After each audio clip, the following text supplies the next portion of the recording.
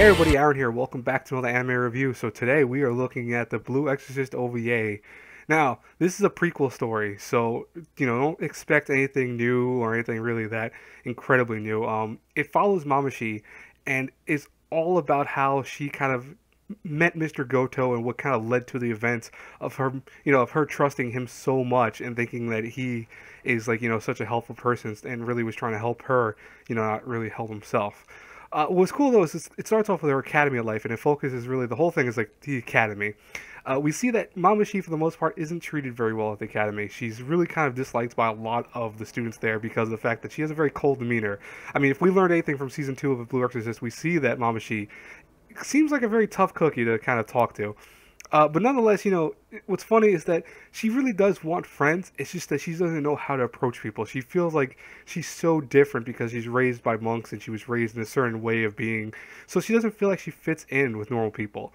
That's where Mr. Goto comes in, and Mr. Goto treats her like she's the best thing in the world. He says, "Oh, I understand completely what it means not to be, very friendly with people and not to have a lot of friends and how tough that must be for you to deal with." And of course that makes her go, "Oh, Mr. Goto is a great person."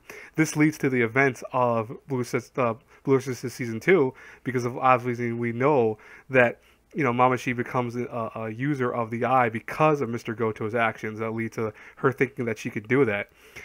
It was a cute episode. There was a cool moment where they actually introduced the one guy that's actually marrying her in the end of season 2 of Blue Exorcist. They show that he met her actually at the academy, and he actually saved her during an attack where she was out in the near the river, and she was attacked by a little demon, and he luckily saved her and said, "Hey, you got to pay attention," because it wasn't really a big demon, but it was enough that it could do damage to her if she wasn't paying attention, which she really wasn't. And she ends up getting hurt, and he ends up giving her a piggyback ride and takes care of her. Not atypical romance stuff, but it was very cute nonetheless. Overall, I did really enjoy this though. I think it was a very cute little prequel type story. It even ends on a kind of cool note where it ends with the season 2 finale where it shows them getting married. It doesn't like, show them directly getting married, but it shows when he proposed to her, even though she was kind of hesitant on it. And it's basically that's it. Like, it sums up that type of story for that. I kind of wish it would have had a little more. I wish it would have had like maybe an extra thing showing season 3 possibly, but I understand why it did what it did, and I really don't mind because Mamushi was a cool character. I'm glad we got to know a little bit more about her. She wasn't very well executed in season 2. I mean, I don't really see why she was needed to be executed very well in season 2. Be honest with you, but I understand that having this little tidbit of information for the prequel was actually a good idea. So this was a solid OVA episode overall. I definitely give it a B plus, if anything.